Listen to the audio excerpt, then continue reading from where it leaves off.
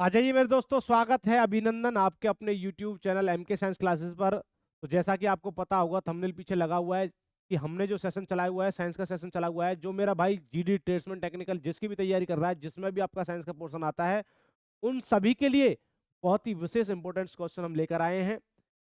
और जो मेरा भाई चैनल से नया जुड़ा है, प्लीज चैनल को लाइक शेयर सब्सक्राइब जरूर करें। इससे हमें मोटिवेशन मिलेगा और हम प्रत्येक दिन आपके लिए क्लास ला रहे हैं और लाते रहेंगे। इसके साथ साथ जो भाई चैनल से नया जुड़ा है वो ये भी देखे, इससे पहले हमने साइंस की जो जीडी की क्लासेस है लगभग 18 से 19 क्लास जा चुकी हैं। और इसके साथ साथ एनए वाली जो क्लास है वो भी आपके 10 से 12 क्लास जा चुकी है। बहुत ही विशेष इंपॉर्टेंट क्लास आपके लिए रहेगी। चलिए समय को वेस्ट ना करते हुए क्लास को स्टार्ट करते हैं। फर्स्ट क्वेश्चन की तरफ चलते हैं। फर्स्ट क्वेश्चन क्या कह रहा है, देखिए देखिए फर्स्ट क्वेश्चन है आपका, कह रहा है कि एक लिफ्ट एक समान वेग से ऊपर जा रही है तो उसमें स्थित व्यक्ति का भार क्या होगा। बढ़ जाएगा, घट जाएगा, अपरिवर्तित रहेगा, कोई नहीं। तो इस तौर पर ध्यान रखें बच्चों, यदि लिफ्ट अचानक से ऊपर की तरफ जाती है तो आपने देखा होगा कभी कि ऐसा लगता है ना कि भाई आपका वेट बढ़ा हुआ है। यहाँ पर आपने समझ होगा कि लिफ्ट जब आप झूला में झूलते हो तो जब झूला नीचे से ऊपर जाती है तब तो कोई फील नहीं होता। जब झूला ऊपर से नीचे की तरफ जाती है तो ऐसा लगता है कि भाई आपका मतलब प्राण से निकलने का ऐसा फील होता है। ध्यान रखना ये क्या होता है, क्योंकि अचानक से ऊपर जाने पर जो भार होगा वो बढ़ेगा और अचानक से नीचे जाने पर भार जो होता है आपका घटेगा, मतलब ऐसा प्रतीत होता है। यदि समान वेग से ऊपर या नीचे जाता है, समान एक्सेलरेशन से ऊपर या नीचे जाता है, तो भार पर कोई प्रभाव नहीं पड़ेगा जो ऑब्जेक्ट उस लिफ्ट के अंदर है। ठीक है, तो ध्यान रखना है। इसका आंसर क्या होगा बच्चा, वो अपरिवर्तित रहेगा। इसका आंसर होगा जब समान वेग से ऊपर या नीचे जा रही है तो स्थित व्यक्ति का भार जो होगा वो अपरिवर्तित रहेगा। देखिए क्वेश्चन नंबर सेकंड देखिए, रेडियम प्राप्त किया जाता है। रेडियम किससे प्राप्त होता है, लाइमस्टोन से, हेमेटाइट से, पिच ब्लेड से या फिर रन टाइल से। जल्दी से बताइए बच्चों क्या आंसर होने वाला है। बहुत शानदार आपके जवाब आ रहे हैं, इसी प्रकार से आप जवाब देते रहिए। तो बच्चा ध्यान रखना, रेडियम जो प्राप्त किया जाता है बच्चों किससे प्राप्त किया जाता है, पिच ब्लेड से प्राप्त किया जाता है। और हेमेटाइट से क्या किया जाता है, लोहा प्राप्त किया जाता है। क्वेश्चन नंबर थर्ड देखिए क्या कह रहा है। क्वेश्चन नंबर थर्ड, निम्नलिखित में से किसका उपयोग दर्पण में चमक देखने के लिए किया जाता है। भाई बच्चा, दर्पण में चमक बनाने के लिए, देखने के लिए किया जाता है, वो सिल्वर नाइट्रेट होता है, जिंक नाइट्रेट, सिल्वर ऑक्साइड या फिर पिच ब्लेड। तो बच्चा ध्यान रखना है, जो दर्पण में चमक के लिए किया जाता है वो सिल्वर नाइट्रेट होता है। क्या होता है दोस्तों, सिल्वर नाइट्रेट दर्पण में चमक देने के लिए किया जाता है। अगला क्वेश्चन आपके सामने देखिए, क्वेश्चन नंबर फोर्थ क्या कह रहा है, सबसे आघात वर्धनीय धातु कौन सी होती है। आघात वर्धना का मतलब क्या होता है बच्चा समझिए। आघात वर्धता का मतलब होता है किसी भी धातु को पीट पीट कर उसकी चादर बनाए जाना, वो आघात वर्धता होती है। और तन्यता का मतलब होता है किसी भी धातु को उसको खींच खींच कर उसके पतले तार बनाए जाना, वो तन्यता होती है।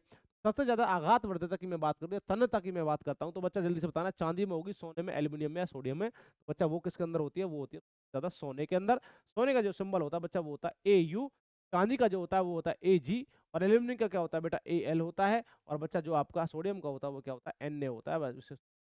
ठीक है जी, तो ध्यान रखना सबसे ज्यादा आघात वर्धक को देखिए, एल्यूमिनियम जो होता है पृथ्वी की सतह पर सबसे ज्यादा होता है। सबसे ज्यादा जो पाया जाता है पृथ्वी की सतह पर, सबसे ज्यादा मात्रा में पाई जाने वाली धातु होती है वो कौन सी होती है बच्चा, आपका एल्यूमिनियम होती है। ध्यान रखिए, सोडियम को चाकू से काटा जा सकता है, चाकू से काटना, चाकू से काटा जा सकता है, वो कौन सा आपका सोडियम होता है। ठीक है, ध्यान रखना। अगला क्वेश्चन आपके सामने देखिए क्या कह रहा है। क्वेश्चन नंबर फिफ्थ है, इलेक्ट्रॉनिक रेन करने की प्रवृत्ति क्या कहलाती है बच्चा, वो क्या कहलाती है, ऑक्सीकरण कहलाती है, अपकरण कहलाती है, उत्प्रेरण कहलाती है या फिर अभिप्रेरण कहलाती है। जल्दी से बताइए क्या होगा। इलेक्ट्रॉन रेन की प्रवृत्ति को हम क्या कहते हैं बच्चा, वो कहती है आपका अवकरण। क्या कहलाती है बच्चों, अवकरण कहलाती है। बहुत शानदार जवाब क्या आ रहे हैं, इसी प्रकार से मेहनत करते रहिए, बिल्कुल मेहनत भी आपकी होगी और कामयाबी भी आपकी होगी। चलते रहिए, अगला क्वेश्चन आपके सामने, क्वेश्चन नंबर 6 कह रहा है, पीएच मान का निर्धारण किसने किया। पीएच की फुल फॉर्म जो होती है बच्चा वो होती है पोटेंशियल ऑफ हाइड्रोजन। क्या होता है, potential potential of hydrogen. Potential of hydrogen जो होता है, इसी पीएच वैल्यू निर्धारण का मतलब है खोज करता है, या फिर जो निर्माण किया है खोज करता जो है, पीएच के जो खोज करता है बच्चा वो कौन है, बताना। वो लेवोसियर है, प्रिस्टले है, कैवेंडिश है, फिर सोरेनसन है। जल्दी से बताइए। तो बच्चा मेरे दोस्तों पता है कि पीएच के जो खोजकर्ता कहे जाते हैं वो है सोरेनसन। ठीक है, और लेवोसियर किसके, केमिस्ट्री के हैं, केमिस्ट्री मतलब रसायन विज्ञान के लेवोसियर हैं। प्रिस्टले बच्चा किसके, ऑक्सीजन के किसके हैं, ऑक्सीजन के जो कहे जाते हैं वो कौन है भाई, ऑक्सीजन के प्रिस्टले हैं। कैवेंडिश शायद हाइड्रोजन के हैं। तो ध्यान रखना भाई। देखो बच्चों, ये सारे मैंने आपके सामने लिखे। अगला क्वेश्चन आपके सामने देखिए क्या कह रहा है। क्वेश्चन नंबर 7 है, शरीर में वसा जो होती है, वसा का संग्रहण मुख्यतः तय होता है भाई। शरीर में जो फैट होता है, फैट जो होता है आपके शरीर में, जो त्वचा में फैट होता है वो कहाँ पर इकट्ठा होता है, प्लीहा में, स्प्लिन के अंदर, हड्डियों में, बोन्स में, चर्बी के अंदर या फिर मांसपेशियों में। ध्यान रखना बेटा, वसा जो आपका फैट जो होता है स्टोर होता है वो चर्बी के अंदर, जो आपका फैट होता है या फिर चर्बी जो होती है आपकी है ना, या स्किन हम कह सकते हैं, इसके अंदर क्या होता है आपका फैट स्टोरेज का ध्यान रखें भाई, फैट या स्किन के अंदर, ठीक है। चलिए अगला क्वेश्चन आपके सामने, क्वेश्चन नंबर क्या कह रहा है 8, निम्नलिखित में से कौन केसर का उत्तम स्रोत नहीं, तो निम्नलिखित कौन केसर का उत्तम स्रोत नहीं है, क्रोसिन या फिर कैरोटीन या राइबोफ्लाविन या फिर केसर तेल, जल्दी से बताइए क्या होगा। तो कौन सा केसर का उत्तम स्रोत नहीं है, वो है आपका कैरोटीन, क्या बच्चा, कैरोटीन होगा। अगला क्वेश्चन आपके सामने, क्वेश्चन नंबर 9 क्या कर रहा है, प्रथम कंप्यूटर नियंत्रक रोबोट कब बनाया गया, प्रथम कंप्यूटर नियंत्रक रोबोट कब बनाया गया, 1950 में, 1956, 1960 या 1996। बच्चा ध्यान रखना है, जो प्रथम कंप्यूटर नियंत्रक रोबोट जो बनाया गया 1960 या 1960 में बनाया गया भाई, वेरी गुड। चलिए शानदार, बहुत अच्छे आपके जवाब आ रहे हैं, इसी प्रकार से मेहनत करते रहिए बिल्कुल। यदि वीडियो अच्छी लग रही है चैनल को सब्सक्राइब, लाइक शेयर जरूर करें। अगला क्वेश्चन आपके सामने, क्वेश्चन नंबर 10 देखिए, बांध के नीचे की दीवारें मोटी क्यों बनाई जाती है, आपने देखा होगा डैम जो होता है, डैम जो है पानी को इकट्ठा कर करके एक दीवार सी लगाई जाती है बहुत मोटी, उसमें टरबाइन लगाई जाती है, जब पानी को छोड़ा जाता है तो टरबाइन की जो पंखड़ियां होती है वो घूमती है, उससे इलेक्ट्रिसिटी बनती है, बहुत सारी चीजें जो चलती हैं आपकी बिजली बनती है, ध्यान रखना है बच्चों। तो उस डैम की जो नीचे दीवारें हैं उसको मोटा और ऊपर से पतली हो जाती है, तो ऐसा क्यों होता है बच्चा, जब पानी की मात्रा ज्यादा होगी तो प्रेशर ज्यादा होने वाला है, तो ध्यान रखना है, ये सीधी सी बात है, जितना जितना पानी के अंदर नीचे जाते हैं तो प्रेशर उतना ज्यादा होता है, ज्यादा प्रेशर होगा तो दीवार टूटने का खतरा होता है, इसी वजह से दीवारों को मोटा बनाया जाता है, ठीक है। ध्यान रखना भाई, गहराई बढ़ने के कारण द्रव्य का दाब बढ़ता है, गहराई बढ़ने के साथ द्रव्य का घनत्व घटता है, घनत्व का तो फर्क ही नहीं है, गहराई बहुत अधिक होती है या फिर अधिक पानी अधिक होता है, तो ध्यान रखना, गहराई बढ़ने के साथ साथ द्रव्य का दाब जो होता है वो क्या हो जाता है, बढ़ जाता है, आंसर होगा ए। अगला क्वेश्चन आपके सामने, क्वेश्चन नंबर 11, एक जीन एवं एक एंजाइम सिद्धांत को किसने प्रतिपादित किया, एक जीन एक एंजाइम सिद्धांत को किसने प्रतिपादित किया है, वॉटसन और क्रिक ने इसको भाई खोजकर्ता, डीएनए डीएनए के खोजकर्ता कहे जाते हैं, और हरगोविंद खुराना है, ठीक है, या फिर बीटल बीडल या फिर टैटम है, या फिर आपका मॉर्गन है, ठीक है जी, जल्दी से बताइए। बच्चा ध्यान रखना है, इसका आंसर जो होगा वो होगा बीडल एवं टैटम, जो है बिल्कुल नया क्वेश्चन है, बीडल और टैटम जो है भाई साहब, एक जीन एक एंजाइम सिद्धांत को जो प्रतिपादन किया था, कहा था ना जीन जो है एक एंजाइम है, इसका सिद्धांत जो दिया था, बताया था जीन जो होता है वो एक एंजाइम के तौर पर कार्य करेगा, तो इसने किया था बच्चा आपको बीडल और कौन सा, टैटम था। अगला क्वेश्चन आपके सामने देखिए क्या कर रहा है, क्वेश्चन नंबर 12 है, वह सबसे छोटा कण जिसमें उस तत्व के सभी गुण जो होते हैं वर्तमान होते हैं, ऐसा कौन सा होगा बच्चा, तो ध्यान रखना है, वो क्या होगा, परमाणु होगा मतलब एटम होगा, या फिर अणु होगा मॉलिक्यूल्स होगा, यौगिक मतलब कंपाउंड होगा, या फिर इनमें से नहीं, तो बच्चा वो क्या होगा, वह सबसे छोटा कण जिसमें तत्व के सभी गुण वर्तमान होते हैं, तो सभी गुण तो नहीं हो सकते परमाणु के अंदर, एटम के अंदर, परंतु हम कह सकते हैं सबसे छोटा कण है, उसमें तत्व के सभी गुण वर्तमान होते हैं, ठीक है, तो भाई तत्व तो जरूर नहीं है, तो क्या होगा बच्चा, वो अणु होगा, क्या होगा, अणु, ठीक है जी, क्या होगा, अणु होगा, उसको अगला क्वेश्चन आपके सामने, क्वेश्चन नंबर 13 है, वह परमाणु द्रव्यमान को व्यक्त किया जाता है, एक परमाणु द्रव्यमान को कैसे व्यक्त किया जाता है, परमाणु द्रव्यमान को बोलते हैं बच्चा एटॉमिक, एटॉमिक एटॉमिक जो मास होता है उसमें किया जाता है बच्चा, आप ध्यान रखिए, एटॉमिक मास जो होता है वो एटॉमिक नंबर का लगभग दुगना होता है, अप्रोक्सीमेट हम कह सकते हैं, सभी का नहीं होता है, धरना ऑक्सीजन का अपने 16 होता है, ऐसा हम कह सकते हैं, 7 दूनी 14 होता है, आपको नाइट्रोजन का होता है, देखिए तो किलोग्राम में, ग्राम में, या फिर एएमयू में, या फिर कैरेट में, ध्यान रखना बच्चा ये होता है एएम एएमयू, एएमयू की फुल फॉर्म जो होती है इसको हम बोलते हैं atomic atomic mass, atomic mass of unit, atomic mass of unit कहा जाता है एएमयू की फुल, ठीक है, आंसर क्या होगा बच्चा आपका ये, एटॉमिक मास कह रहा है, एटॉमिक मास तो एटॉमिक मास इंग्लिश में बोला जाता है परमाणु द्रव्यमान, ठीक है जी। चलिए बहुत शानदार मेरे बच्चों, बहुत अच्छा आपके जवाब आ रहे हैं, चलते रहिए, मेहनत करते रहिए। अगला क्वेश्चन आपके सामने, क्वेश्चन नंबर 14 है, किसी तत्व में परमाणु भार किसके कारण होता है, भाई परमाणु भार जो होता है किसके कारण होता है, आपको पता होगा दोस्तों, कोई भी आपका एटम होता है, एटम के प्लस में क्या होता है प्रोटॉन, प्लस में क्या होता है न्यूट्रॉन होता है, और आपके जो चार तरफ जो रिवॉल्व करते हैं वो कौन, अच्छा आपके इलेक्ट्रॉन घूमने का काम करते हैं, इलेक्ट्रॉन आपको पता होगा, ठीक है, कह रहा भाई वो इलेक्ट्रॉन और न्यूट्रॉन की संख्या होती है, न्यूट्रॉन प्रोटॉन, इलेक्ट्रॉन या फिर प्रोटॉन की संख्या, फिर इलेक्ट्रॉन न्यूट्रॉन, तो न्यूक्लियस में जो आपको आपके जो पार्टिकल्स होते हैं, जो कण होते हैं, उस पर डिपेंड करता है परमाणु भार पर, तो ध्यान रखना बच्चों क्या आंसर होने वाला है, तो आपका न्यूट्रॉन प्लस में प्रोटॉन की संख्या जो होती है परमाणु भार को दर्शाती है, किसी तत्व के परमाणु भार को। अगला क्वेश्चन आपके सामने, क्वेश्चन नंबर 15 है भाई, इलेक्ट्रॉन की खोज किसने करी है, जे थॉमसन ने, जेम्स वॉटसन द्वारा, गैलीलियो द्वारा, फिर रदरफोर्ड, जल्दी से बताइए क्या आंसर होने वाला है। बहुत अच्छे शानदार आपके जवाब आ रहे हैं भाई, मेहनत करते रहिए बिल्कुल भाई। चलिए जब तक बच्चा आपका पेपर नहीं होने वाला तब तक हम आपके साथ ऐसी क्लासेस ला रहे हैं, आप देख रहे होंगे प्रत्येक दिन। आप जो बच्चा हमसे जुड़ा हुआ है, तो नया भाई भी जुड़ा है, वो सभी चैनल को सब्सक्राइब जरूर करें भाई साहब, आपका एक कार्य में मोटिवेशन देगा और हम प्रत्येक ऐसी क्लासेस लाते रहेंगे।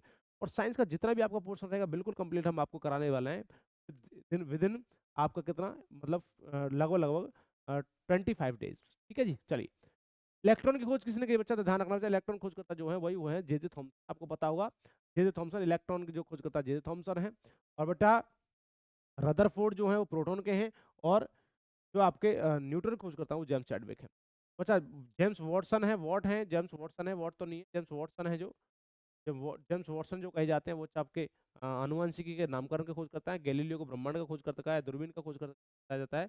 और रदरफोर्ड जो है किसी भी परमाणु के केंद्र के खोजकर्ता कहे जाते हैं रदरफोर्ड। चलिए अगला क्वेश्चन आपके सामने है भाई। क्वेश्चन नंबर 16, न्यूट्रॉन वे कण है जिसमें होता है न्यूट्रॉन जो होता है, आपने सुना होगा न्यूट्रॉन आपके पार्टिकल्स होते हैं इलेक्ट्रॉन के बारे में पूछ रहा है। ये क्या ऋण आवेश होता है इस पर, मतलब आपको पता है बच्चा, देखिए मैं यहाँ लिख रहा हूँ पॉजिटिव चार्ज, इलेक्ट्रॉन पर नेगेटिव चार्ज, चार्ज नहीं इसका मतलब कहते हैं चार्ज होता है नेगेटिव चार्ज जो होता है आपका इलेक्ट्रॉन पर, और न्यूट्रॉन चार्ज नहीं होता। तो ऋण आवेश होता है, मतलब ऋण आवेश नेगेटिव चार्ज, धनात्मक मतलब कि पॉजिटिव चार्ज है, कोई आवेश नो चार्ज। इसमें ध्यान रखना बच्चा, सीधा आंसर में लिख रहा हूँ, चार्ज नहीं होता है तो कोई चार्ज नहीं होता। ठीक है, बहुत शानदार, वेरी गुड बच्चा। अगला क्वेश्चन आपके सामने है, क्वेश्चन नंबर 17 है, किस अम्ल का उपयोग सीसा संचायक बैटरी में किया जाता है भाई। ऐसा कौन सा एसिड होता है जिसमें उपयोग सीसा संचायक संचायक जो बैटरी होती है उसमें किया जाता है। सल्फ्यूरिक अम्ल का, हाइड्रोक्लोरिक का, नाइट्रिक अम्ल का, फिर एसिड एसिड का। सभी को पता है बच्चा, जो बैटरियां होती है उसमें सबसे बड़ा ज्यादा होता है वो होता है सल्फ्यूरिक अम्ल H2S। बैटरियों के अंदर जो अम्ल एसिड जो होता है ये यही होता है, सभी को सीसा संचायक कह दो या वैसी नॉर्मल बैटरी कह दो। सल्फ्यूरिक एसिड का यूज किया जाता है, ना कि HCl का। HCl जो होता है बच्चा हाइड्रोक्लोरिक एसिड होता है, मनुष्य के पेट के अंदर बनाया जाता है। नाइट्रिक अम्ल जो होता है HNO3 नाइट्रिक एसिड होता है बच्चा, अम्लराज में काम करता है। एसिटिक एसिड जो होता है ये आपका होता है CH3COOH, CH3COOH एसिटिक एसिड होता है, के अंदर होता है बच्चा आपका सिरके और अचार में होता है। ठीक है बच्चा, ध्यान रखिए, बहुत शानदार, वेरी गुड, चलते रहिए, मेहनत करते रहिए भाई, बिल्कुल चलते रहिए, बहुत शानदार, अच्छे जवाब आ रहे हैं आपके। नंबर आपके सामने क्वेश्चन नंबर 18 देखिए, आवर्त सारणी जो पीरियोडिक टेबल होती है का अंतिम स्थायी नाभिक वाला तत्व निम्नलिखित में से कौन सा है बताना भाई। आवर्त सारणी जो होता है पीरियोडिक टेबल का अंतिम जो स्थायी नाभिक जो होता है, परम जो है वो फिक्स है वाला तत्व कौन सा है। तो यूरेनियम होगा, रेडॉन होगा, बिस्मुथ होगा, फिर क्या होगा आपका रेडियम होगा। बच्चा ध्यान रखना वो क्या होता है भाई, वो अंतिम स्थायी नाभिक पूछ रहा है, तो यूरेनियम, रेडॉन, बिस्मुथ, रेडियम, तो ध्यान रखना वो क्या होता है, बिस्मुथ होता है। क्या होता है, बिस्मुथ होता है अंतिम स्थायी आपका नाभिकीय तत्व जो। क्वेश्चन नंबर 19 देखिए, नाभिकीय क्रियाओं में से किसका उपयोग ईंधन में उपयोग किया जाता है। नाभिक क्रिया जो होती है, न्यूक्लियस जो रिएक्शंस होती हैं का प्रयोग ईंधन के रूप में किया जाता है। तो बताना भाई, नाभिकीय जो रिएक्टर्स होते हैं उसके अंदर नाभिकीय रिएक्टर में जो आपके ईंधन का यूज किया जाता है कौन सा होता है। यूरेनियम होता है, रेडियम होता है, भारी जल होता है, फिर ड्यूटेरियम होता है। जल्दी से बताना, तो ध्यान रखना है, नाभिकीय जो रिएक्टर्स होते हैं ईंधन का प्रयोग किया जाता है वो क्या होता है, यूरेनियम। और यूरेनियम शायद जो होता है 35 होता है, यूरेनियम जो होता है उसको नाभिकीय रिएक्टर में ईंधन के रूप में किया जाता है। ड्यूटेरियम जो होता है, ड्यूटो जो होता है ये भारी जल होता है। ठीक है, ये ड्यूटेरियम तो जो आपका इसको नाम दिया जाता है ड्यूटेरियम ऑक्साइड, हाइड्रोजन का दूसरा समस्थानिक समय होता है। क्वेश्चन नंबर 20 देखिए, कोबाल्ट 60 आमतौर पर विकिरण चिकित्सा में प्रयोग होता है क्योंकि यह उत्सर्जित करता है, कौन सी रेज उत्सर्जित करता है। कोबाल्ट 60 का जो मतलब होता है इसको हम कैंसर के लिए में इसका यूज किया जाता है, कैंसर में। ठीक है, कैंसर के उपचार में कोबाल्ट 60 का पता लगाने के लिए या कैंसर का पता या उपचार के में किया जाता है। तो कौन सी रेज निकलती है भाई साहब चिकित्सा, अल्फा किरणें, बीटा किरणें, गामा किरणें, फिर एक्स किरणें।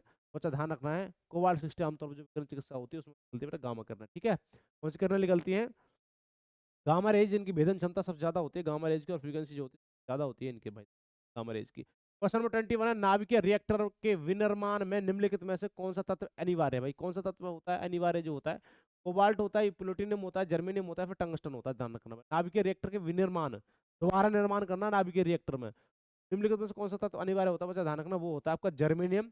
और जर्मेनियम जो होता है बेटा सिलिकॉन जर्मेनियम, ये होता है अर्धचालक। क्या होता है, अर्धचालक है भाई, क्या है, अर्धचालक है। अर्धचालक को बोलते हैं सेमीकंडक्टर। ये सेमीकंडक्टर होता है कौन सा बच्चा आपका, आपका जो होता है आपका जर्मेनियम जो होता है अर्धचालक होता है, ध्यान रखें। अगला क्वेश्चन आपके सामने है, सिलिकॉन जर्मेनियम क्या होते हैं, अर्धचालक होते हैं। अगला 22, हैबर की प्रक्रिया किसके भी विनिर्माण, किसके निर्माण में प्रयुक्त होती है। हैबर प्रोसेस होती है, हैबर प्रोसेस का निर्माण जो विधि होती है, हैबर प्रोसेस जो होती है किसके लिए यूज किया जाता है। सल्फ्यूरिक अम्ल का, सभी बता देंगे, आसान से क्वेश्चन।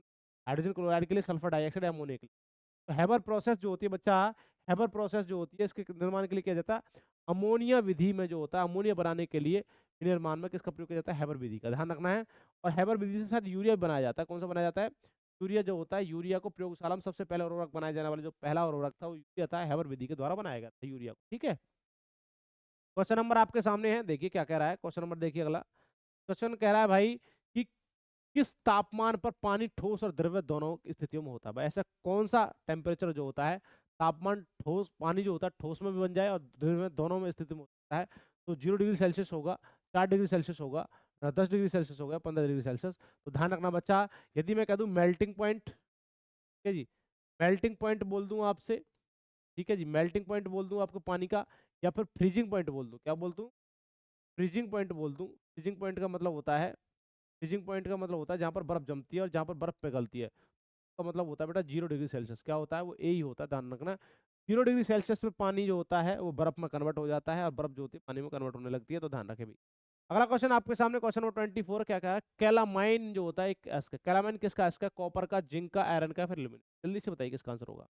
तो कैलामाइन जो होता है मेरे बच्चों, वो किसका अयस्क होता है बच्चा, वो होता है आपका जिंक का। किसका होता है बच्चा, कैलामाइन होता है एक जिंक का अयस्क कहा जाता है बच्चा। दलिए अगला क्वेश्चन आपके सामने है, क्वेश्चन नंबर 25 है। मेलाकोनाइट जो होता है, मेलाकोनाइट इनमें से किस धातु का खनिज है भाई, इनमें से जो मेलानोकोनाइट है, मेलाकोनाइट है, ये किस धातु का खनिज है, तांबे का है, चांदी का है, मैग्नीशियम का है, फिर लोहे का है। ध्यान रखना बच्चा, ये किसका होता है आपका, तांबे का होता है, चांदी का अपना कितना होता है, जल्दी से बताना क्या आंसर होता है, बॉक्साइट होता है, या फिर आपका मैग्नीशियम का होता है, लोहे का हेमेटाइट होता है, क्या होता है, ये सच बात है या गलत है, बताना बेटा। मेलाकोनाइट जो होता है किस धातु का अयस्क होता है, खनिज होता है, तो बच्चा ध्यान रखना वो तांबे का खनिज होता है। क्वेश्चन नंबर 26 देखिए, पेट्रोलियम में किसका जटिल मिश्रण होता है। पेट्रोलियम जो बनाया जाता है, कि पेट्रोलियम का मतलब होता है काला गाढ़ा घोल होता है, जैसे कि नाली का एक पानी कीचड़ जो होती है, इस टाइप से कहना चाह रहा है कि जटिल मिश्रण होता है। किसका मिश्रण होता है, क्या क्या उसके अंदर ज्यादा मोस्टली मात्रा में होता है, तो प्रोपेन और ब्यूटेन गैसेस जो होती है, एथिलीन और एथेन होता है, संयोजन और एथिलीन होता है, इनमें से कोई नहीं। तो जल्दी से बताइए क्या आंसर होने वाला है। मोस्टली मात्रा में पेट्रोलियम की मात्रा में बात करें, क्वेश्चन इस प्रकार से वैसे गलत पूछा हुआ है। धन्यवाद। प्रोपेन और ब्यूटेन जो होते हैं इसमें मोस्टली मात्रा में होती है, क्योंकि प्रोपेन और ब्यूटेन जो गैस होती है जो आपका किस्म होती है एलपीजी सिलेंडर के अंदर ब्यूटेन और प्रोपेन जो गैस होती है, क्योंकि पेट्रोलियम से निकाली जाती है आपकी क्या चीज बेटा, आपकी निकाली जाती है सीएनजी जो गैस होती है, सॉरी एलपीजी गैस जो होती है, ठीक है, और सीएनजी दोनों निकाली जाएंगी। क्वेश्चन 27 है कि द्रवित पेट्रोलियम गैस के प्रमुख संगठक हैं भाई, द्रवित जो पेट्रोलियम के प्रमुख संगठक हैं वो क्या हैं, मिथेन, एथेन, हेक्सेन है, एथेन, हेक्सेन, ब्यूटेन है, मिथेन, ब्यूटेन, प्रोपेन है, इनमें से कोई नहीं। तो बच्चा ध्यान रखना है, मीथेन, ब्यूटेन और प्रोपेन जो होता है ये द्रवित गैस के प्रमुख संगठक है, इनमें से होता है बेटा। मीथेन भी इससे निकलता है, द्रवित पेट्रोलियम से निकलता है, ब्यूटेन भी निकलता है, प्रोपेन भी निकलता है, तो ध्यान रखें भाई, ठीक है, कि आपका इनमें से भी निकलता है, क्योंकि आपको पता है पेट्रोलियम से जो होता है काला गाला घोल होता है, इसको हम काला सोना भी बोलते हैं। देखो पेट्रोलियम को काला सोना भी कहते हैं बच्चा, ध्यान रखना है, लिख लेना, काला सोना जो होता है उसको हम सोना बोलते हैं, काला सोना जो होता है द्रवित काला सोना, कौन सा, द्रवित जो काला सोना होता है वो पेट्रोलियम होता है। तो इसी से आपका सीएनजी, एलपीजी, लिक्विड पेट्रोलियम होता है, प्लस में आपका डीजल, क्रोसिन, मिट्टी का तेल, ऑयल जो निकाले जाते हैं सभी किससे निकाले जाते हैं, द्रवित पेट्रोल। अगला क्वेश्चन आपके सामने है, क्वेश्चन 28 है, निम्नलिखित में से पॉलीमर है भाई, निम्नलिखित में से पॉलीमर कौन होता है, जल्दी से कमेंट करिए। तो पॉलीमर जो होता है बच्चा, विनाइल क्लोराइड होता है, यूरिया होता है, स्टार्च होता है, स्टायरिंग होता है, जल्दी से बताना है, तो ध्यान रखना। जो आपका निम्नलिखित से पॉलीमर जो होता है बच्चा वो क्या होता है, विनाइल क्लोराइड होता है। पॉलीमर क्या होता है, विनाइल क्लोराइड होता है। अगला क्वेश्चन आपके सामने, क्वेश्चन नंबर 29 देखिए, एलपीजी गैस में मुख्यतः कौन सी गैस होती है, गैस रहती है, एलपीजी सिलेंडर जो होता है, लिक्विड फाइव पेट्रोलियम गैस इसकी फुल फॉर्म होती है, लिक्विड फाइव पेट्रोलियम गैस। इसमें एथेन होता है, मीथेन होता है, ब्यूटेन होता है, प्रोपेन होता है। तो ध्यान रखना बच्चा, इसमें क्या होगा बेटा, ब्यूटेन और प्रोपेन। एलपीजी सिलेंडर पूछ रहा है तो एलपीजी सिलेंडर में ब्यूटेन और प्रोपेन दोनों गैसेज होती है, दोनों इसका आंसर होने वाला है भाई, ध्यान रखना है, ठीक है। तो मुख्यतः पूछा तो मुख्यतः जो ज्यादातर मात्रा में होती है, सी आंसर इसका होगा, सी, ठीक है। वैसे गैस दो होती है दोनों, परंतु मुख्यतः ज्यादातर मात्रा में ब्यूटेन होती है। अगला क्वेश्चन आपके सामने, क्वेश्चन नंबर 30 है, प्रोटीन के मुख्य संरचक क्या होते हैं भाई, हाँ, संरचक जो होते हैं वो क्या होता है, संरक्षक हम कह सकते हैं, फिर उसमें उपस्थित जो होता है मोस्टली मात्रा में क्या हो सकता है, मतलब वो नाइट्रोजन होता है, पोटेशियम होता है, कैल्शियम होता है, कार्बन होता है। तो बच्चा हम कह सकते हैं प्रोटीन में मुख्यतः संचरक जो होता है बच्चा वो क्या होता है, कार्बन की मात्रा ज्यादा होती है। चलिए बच्चा, आज का जो सेशन है वो 30 क्वेश्चंस का सेशन रहा है, बड़े ही शानदार और सिंपल क्वेश्चंस थे आपके लिए। एक बार सभी इन बच्चे इन क्वेश्चंस को रिवाइज करें, पढ़ते रहिए और इसी प्रकार से बढ़ते रहिए। आज की क्लास को यही विराम देते हैं, कल आपकी क्लास होने वाली है। चलते हैं, जय हिंद, जय भारत, धन्यवाद।